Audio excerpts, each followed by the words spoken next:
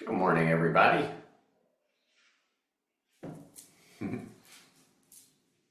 Just give it a minute while people are being in. Welcome, everybody. Thank you so much for joining this practice session. My name's John. I've been a student of Lama Surya's for about 20 years. I was also started off as a Zen student, so I'm recovering from that. I did that for, 10, 12 years until my masochistic streak played itself out, and then I changed to Hochman. So let's start off by just arriving, coming into our bodies.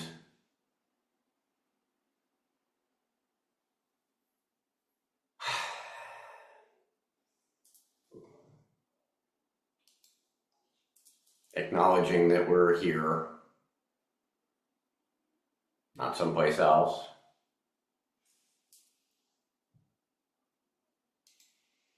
Bodies are great for that. They're always in the present. So just feeling our senses, maybe stretching or getting comfortable. A deep breath wouldn't be misplaced.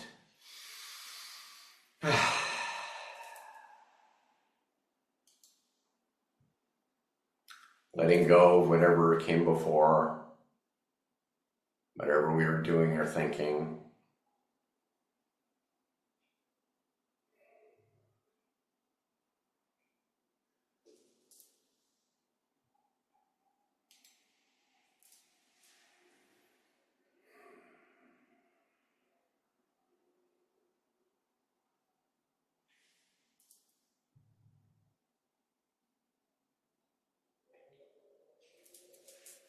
So before COVID, I used to, from time to time, lead meditation at my company, and then COVID happened, and I hadn't done it in a really long time. And last week, I offered that for the first time. And, back pre-COVID, out of however many people were there, 10 or 15, I'd get one or two or sometimes three. And on Wednesday, there were 10 people in the office, and 8 of them showed up.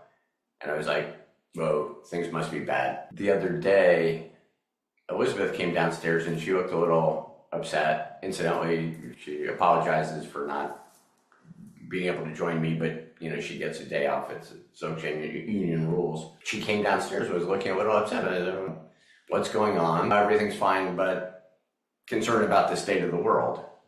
And so we abbreviated that to SOW, and that's something I can certainly identify with, too, the kind of disjunction between everything's going fine with me, but then look at the news and there seems to be a lot to be concerned about. So a good first step is recognizing that we're here now, and as near as I could tell from looking at everybody, nobody's on fire, nobody's being beaten with a stick, everybody's healthy enough to be here, fortunately, and has the time and the ability to do this. So let's just take a second to appreciate those things. Thich Nhat Hanh used to say, you should be thankful for the toothache you don't have. I hope nobody has a toothache. I don't. I'm glad. So just to feel into how, in fact, lucky we are just to be here and to be able to practice together for an hour and to begin taking refuge in that.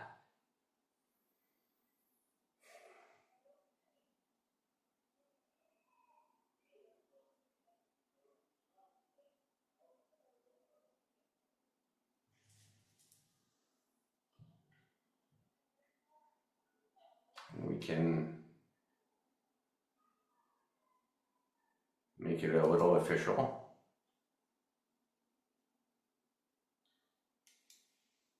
See if this works. So this is the refuge in bodhicitta, which I'm going to spare you any attempt of mine to chant, which is another thing that we can all be grateful for. I'm just going to read the English here. In Buddha, Dharma, and supreme spiritual community, we go for refuge until fully enlightened. By the power of all 6 perfections, From generosity to non-dual wisdom, for the sake of all beings, may we realize Buddhahood.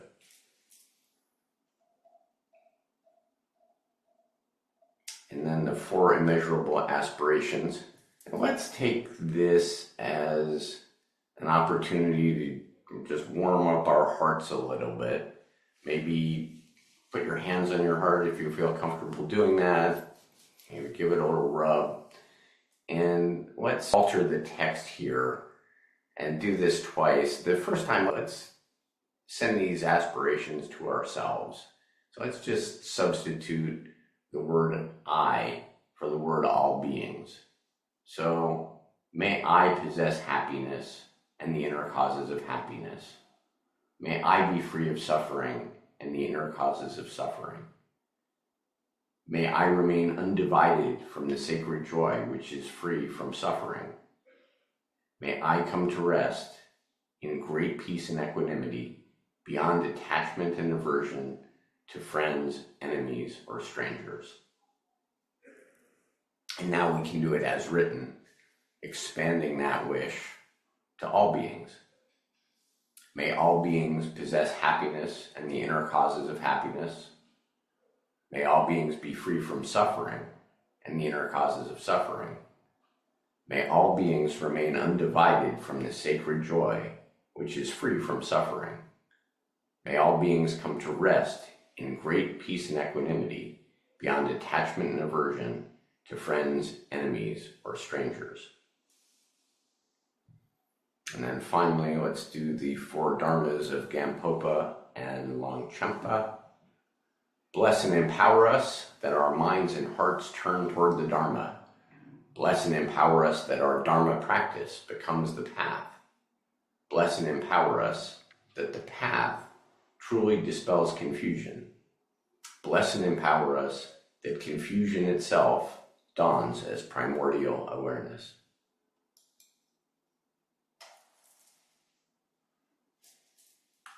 So,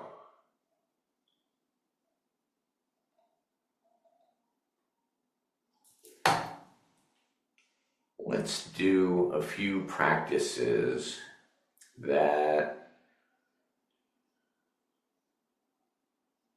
are good in challenging times. And I'm just going to share this one. It's kind of an adaptation of traditional Vajrayana visualization practices, deity practice, but here's the one that I've been doing in terms of trying to cultivate fearlessness.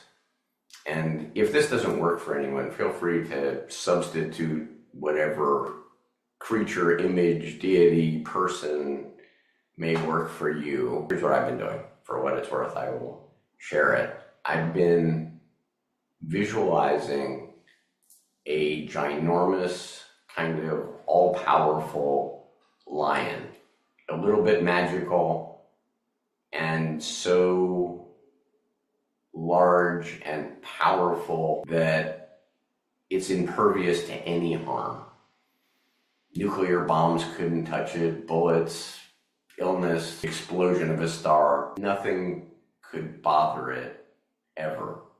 And so the practice is visualize this kind of supernatural, ginormous, powerful, impervious, impenetrable, antine lion kind of above and in front of your head.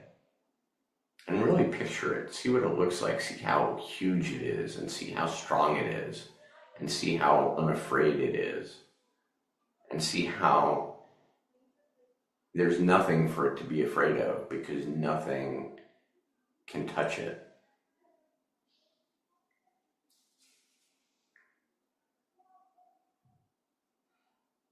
And if you're not great at visualizing, that's fine too. Any extent that you can imagine such a thing is great. Now imagine that it's dissolving into a giant ball of energy. Glowing, golden, beautiful, fulgent.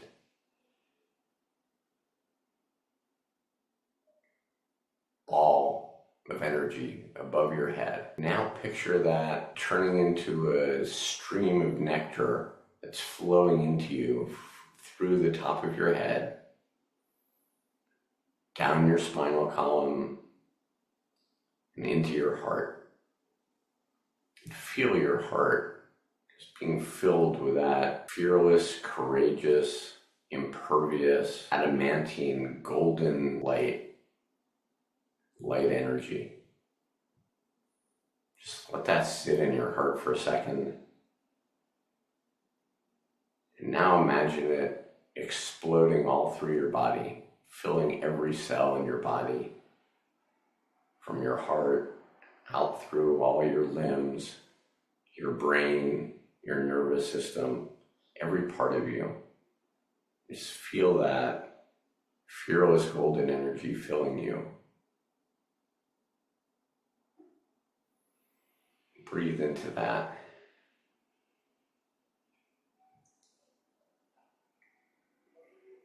Now open your eyes, seeing through the eyes of that lion, seeing the world from the perspective of an absolutely fearless, untouchable, impervious creature. And realize that that creature is now you, and that those qualities are now qualities of yours and some of your greatest strengths.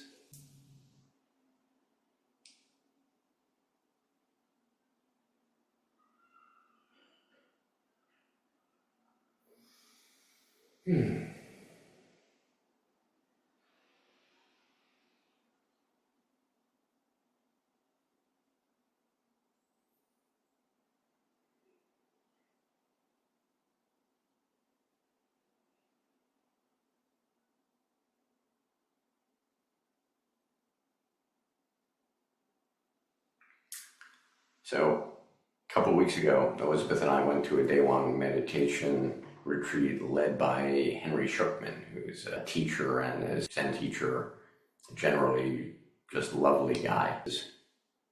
He did this little bit where he was describing the purpose of meditation.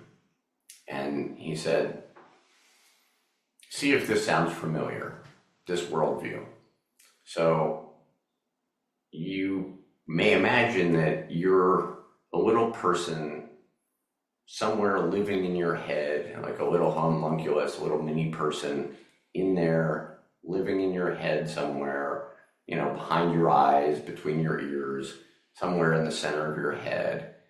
And you own your body, and you're the master of your thoughts, and your actions, and you decide what to do.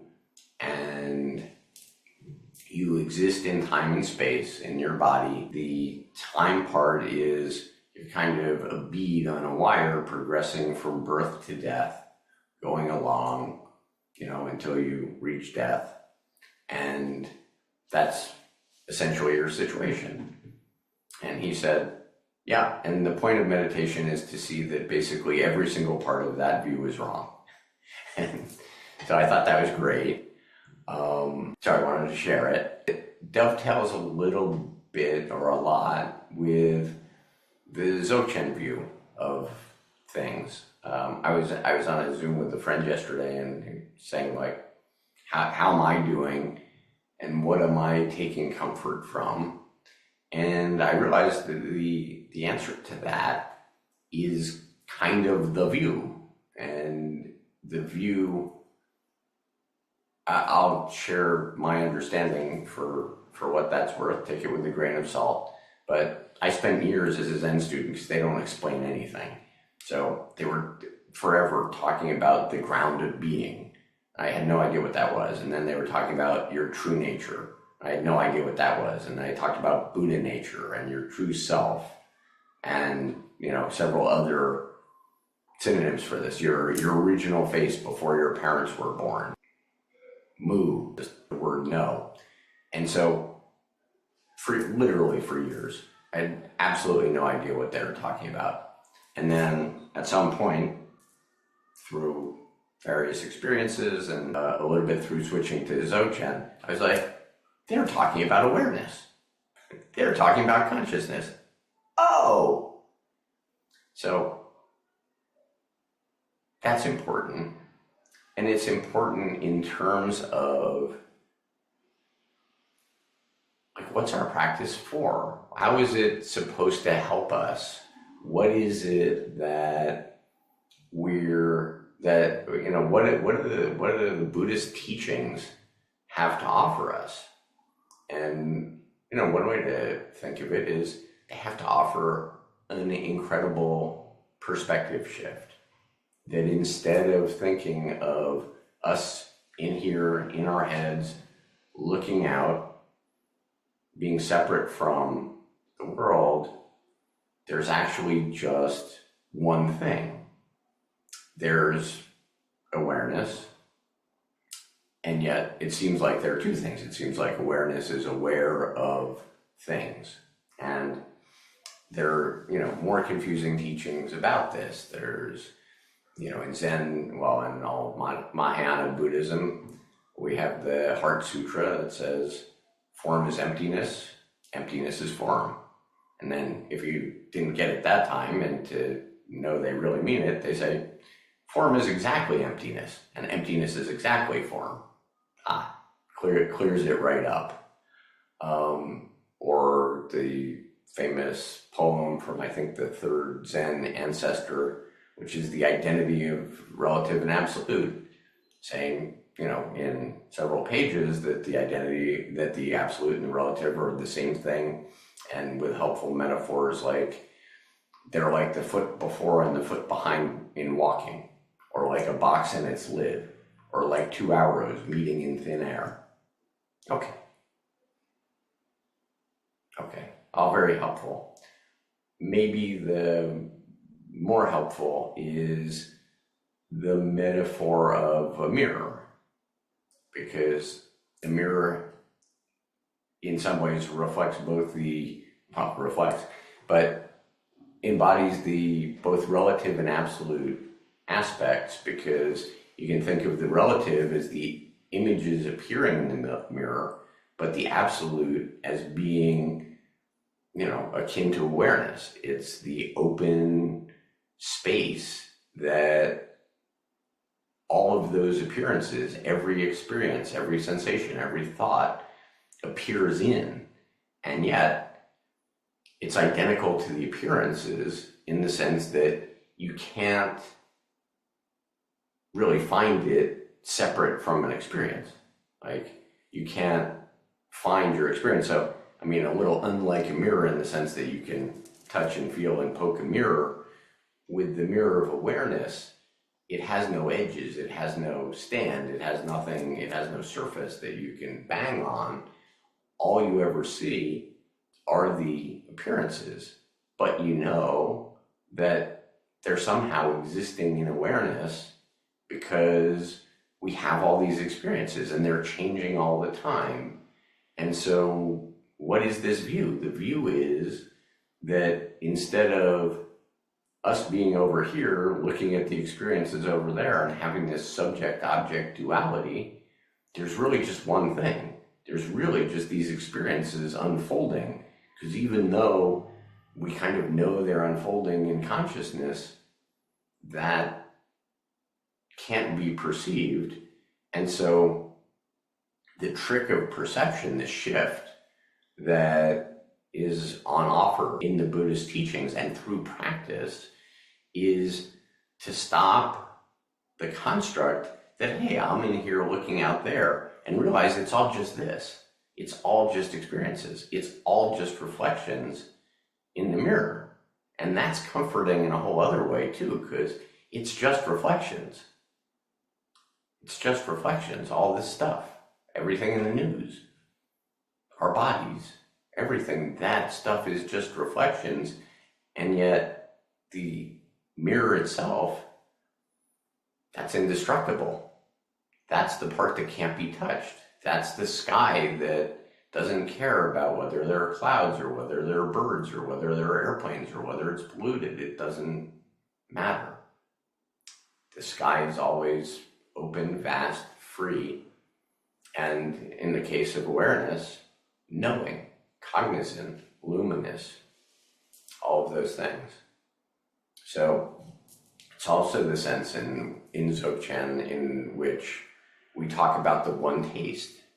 You know, it appears that there are all these different things, all these different appearances, and they appear solid, but all the different things are really just one thing.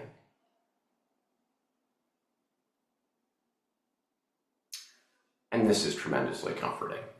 How is it comforting? It's comforting all the way down to the bottom. It's comforting enough to, in some ways, resolve issues of life and death, what they call in Zen the great matter, which is we're not the individual wave, we're not the drop of water, we're the ocean.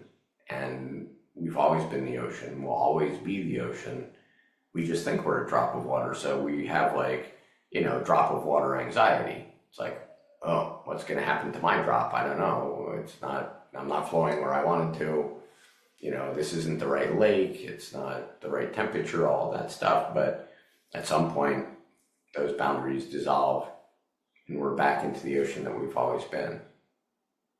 So that, as I understand it, is pretty much the view, which I think really is comforting. And then how do we practice that? Like, what do you do with that? That's just a lot of blah, blah, blah intellectual stuff. But what Dzogchen teaches, and as somebody who has had at least my share of anxiety over the years, the teaching of Dzogchen is you practice it through relaxation. And that's kind of all. Like, you can hold this view in mind, that's helpful, but you can also just relax into your experience. You don't have to keep creating the me over here, there's that, and plus I have an opinion about all of that. Give me anything in the world and I either like it or I don't like it or I don't care about it. That's kind of exhausting, and we can drop that. And so here's what Namkhai Norbu says about Dzogchen. I've been reading this book, which is called The Supreme Source. And Namkhai Norbu is a Tibetan Lama, and he made his way in the diaspora to Italy, which I think is probably a good place for Tibetans to land. But here's what he said. With Dzogchen, we reach the culmination of the paths of realization, because Dzogchen always, it's the best, it's the highest, it's the penthouse. And I kind of am always amused when you read it, it's always kind of disparaging all the other things and all the other practices as lower. And Lama Surya incidentally doesn't do that. He acknowledges that there's a value of both swooping down from above, which is kind of the Dzogchen methodology, and schlepping up from below, which is doing all these practices. But if you read Longchenpa or any of these Dzogchen texts, they're always, let's say, disparaging all the other methods. So here we go. With Dzogchen, we reach the culmination of the paths of realization. Dzogchen, or, quote, total perfection, whose characteristic path, being based on the knowledge of self-liberation, does not entail any more transformation. Does not entail any more transformation.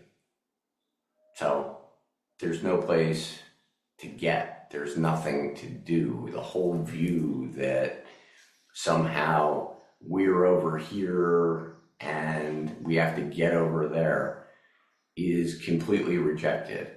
The only thing that needs to be acknowledged is this inner essence, the freedom that's already there, the acknowledgement that we are already it.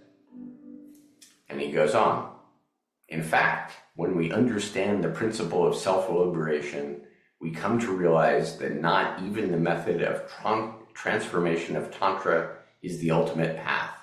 The fundamental point of the practice of Dzogchen, called Trekshud, which he translates as release of tension, most people, including Lama, usually translate it as cutting through, is to relax in the state of contemplation, while the way to remain in the state of contemplation is called choshang, leaving it as it is. So there it is. We're already there. Relax, leave everything as it is, which in this world of doing is an amazing invitation, amazing, I don't know, kind of music to my ears, like, phew. Okay, thank you. So let's do a practice. This is also borrowed from Lama Roger, but I love this. It's a way of feeling into all of this. So first of all, let's just start with relaxing our bodies a little. Here, I'll ring a bell just so it's official.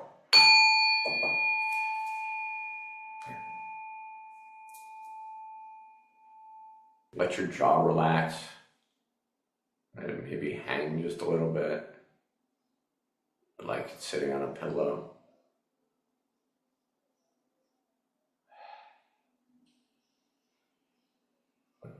Let your face relax, let the skin hang.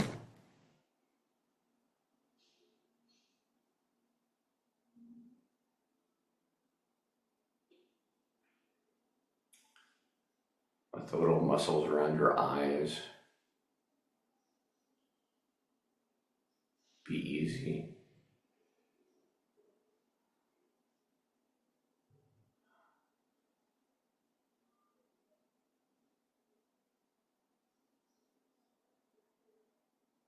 Let your chest and belly be warm and soft.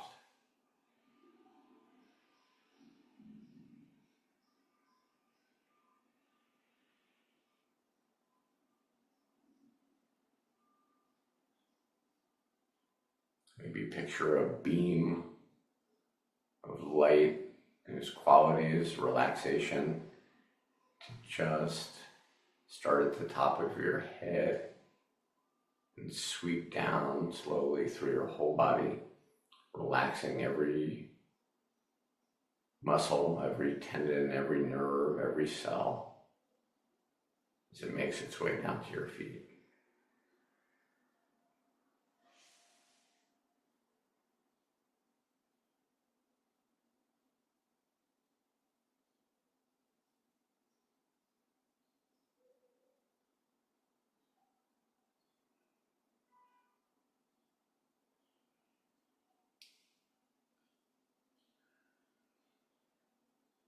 Now let's bring our awareness to our bodies and imagine our awareness is a field, completely filling every part of our body. You can feel that awareness in each cell.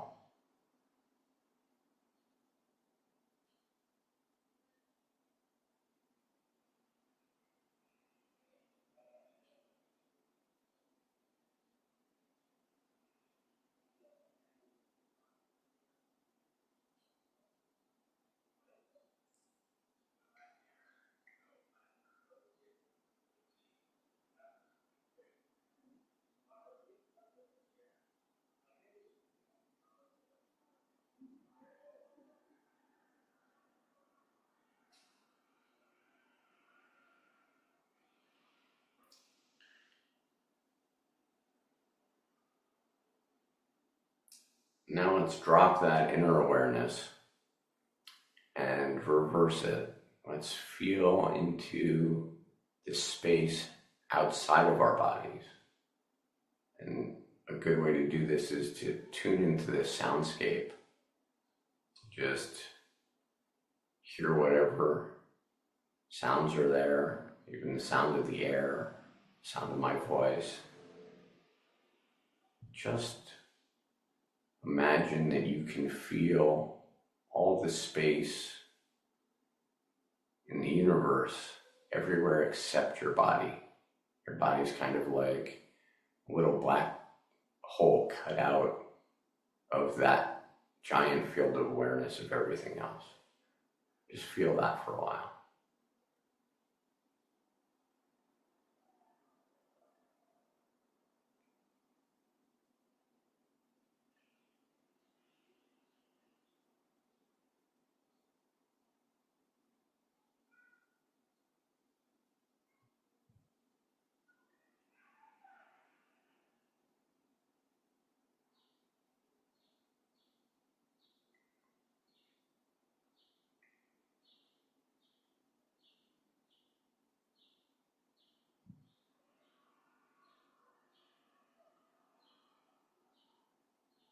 You almost feel that awareness of everything outside your body kind of pressing in on the boundary of your body, the blank space inside there.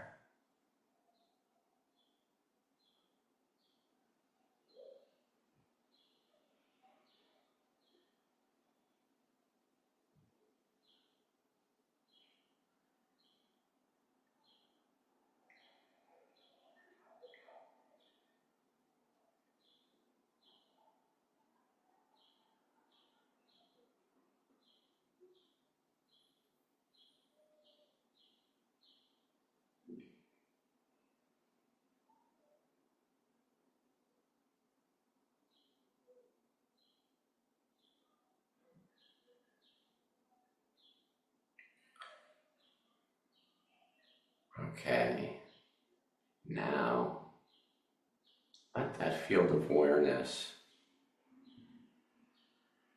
pervade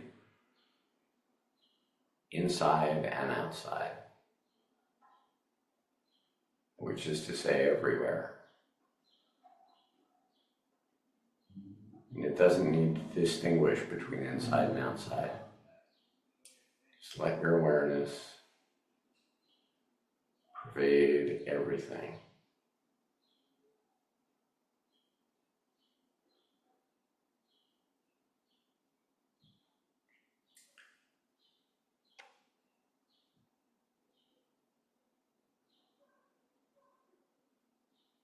There's no need to hold on to any sense of boundary between the inside and outside.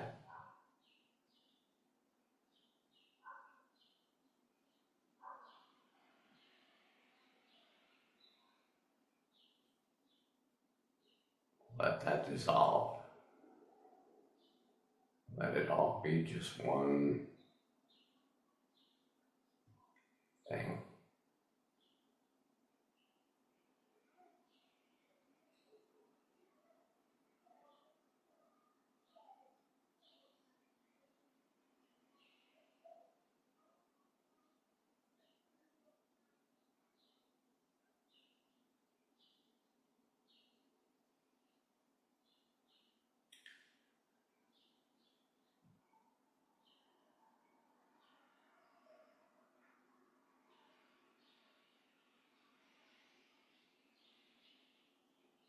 Notice that there doesn't have to be any center to this experience.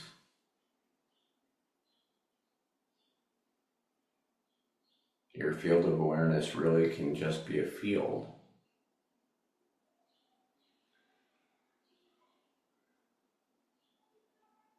And to the extent you feel a sense of localization, like still in your head, still in your body, just realize that's just one more sensation in the broader field. That sense of directionality. Just let it be. It's all fine. Welcome.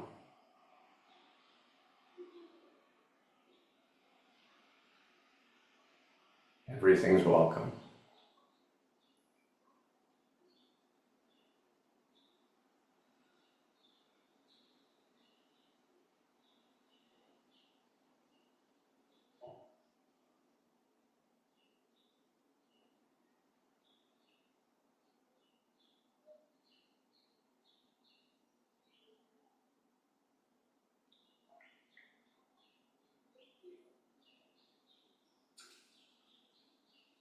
All sounds, all sensations, all thoughts,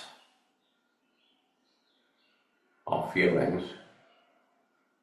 just arising, passing away, just appearances in consciousness.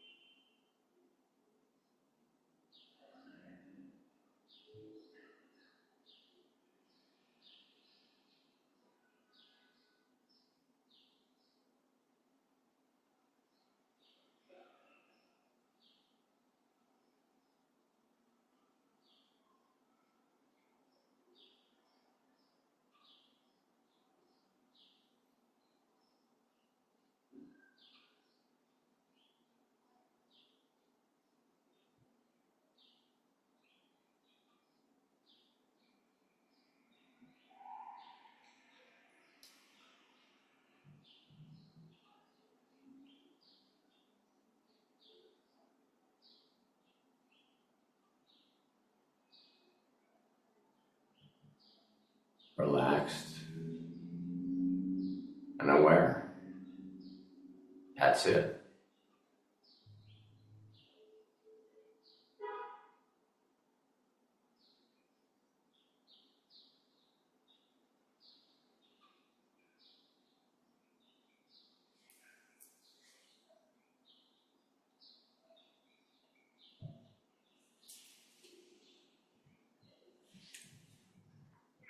Okay. I've been saving the best for last. There's this quote that was forwarded to me that I just absolutely love, and I hope you do too. It's from Rinpoche, who is one of Lama Surya's main teachers. And so here it is. I'm going to read it to you, and then I think we can practice with it. Here it is. Crush the eggshell of the mind and unfold your wings in the open sky. Destroy the hut of duality and inhabit the expansive mansion of pure awareness. There are no other enemies or obstacles to overcome and vanquish. Ignorance, dualistic thinking, is the great demon obstructing your path. Slay it right now and be free.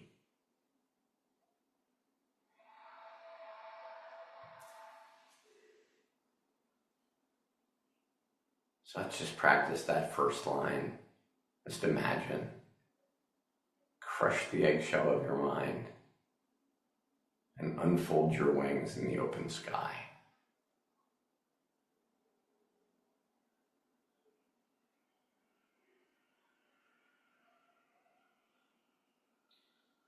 Feel your awareness expand. No limit.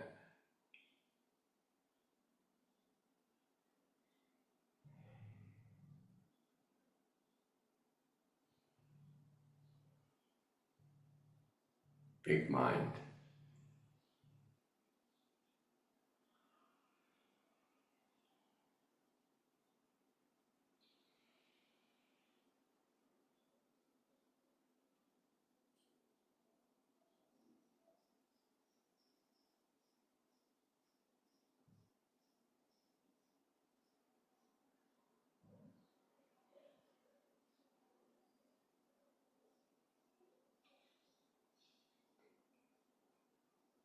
Inhabit the expansive mansion of pure awareness.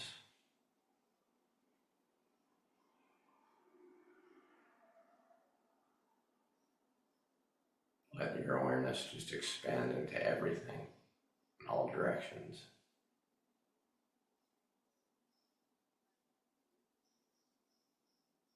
Limitless.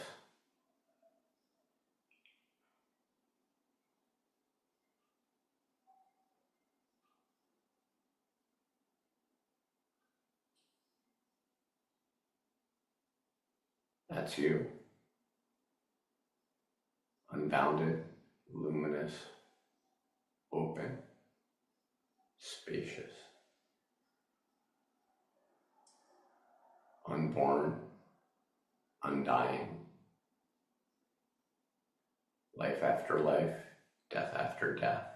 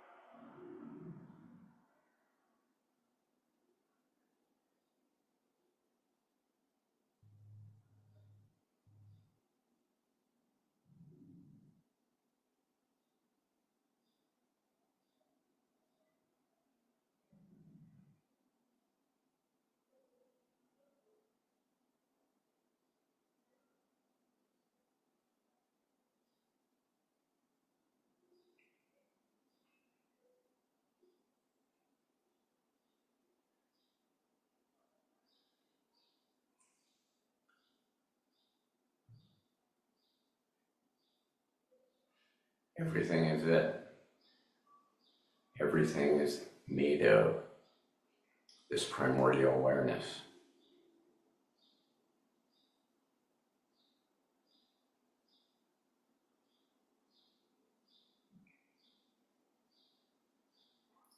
Zen Master Dongshan was enlightened crossing a river.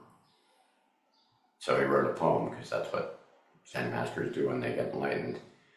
And the key line in his poem was, "Now I see it everywhere. It is me, but I am not it."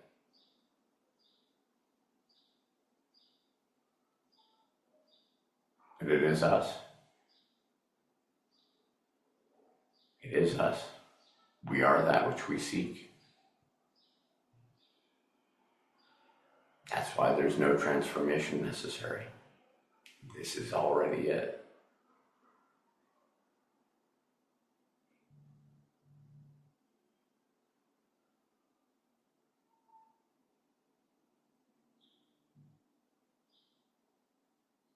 So the only thing to do is relax.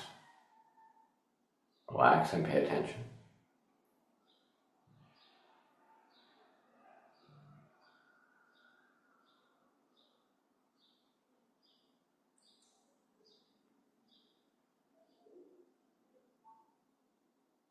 Which is why the shortest sutra, as Lama says, is just ah.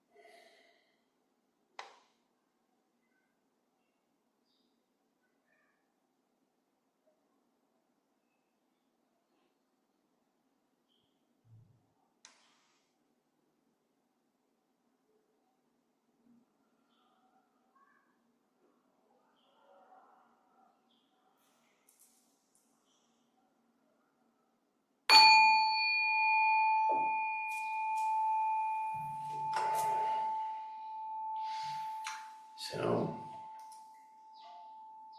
let's dedicate the merits of our practice.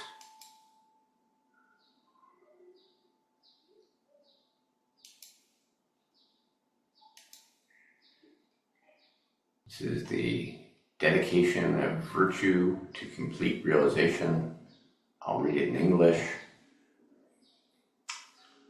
Through this virtue, may we swiftly realize and fully embody the natural great perfection, and thereby bring all, without exception, to its complete realization.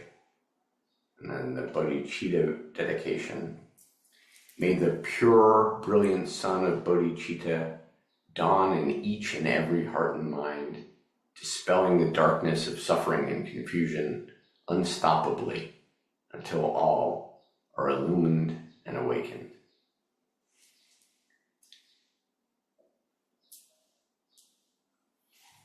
Let's see.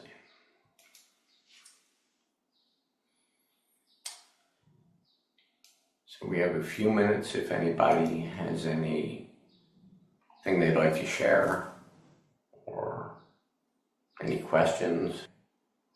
Happy to take a swing at that. Okay, well, let's close our session. Give it a few bells.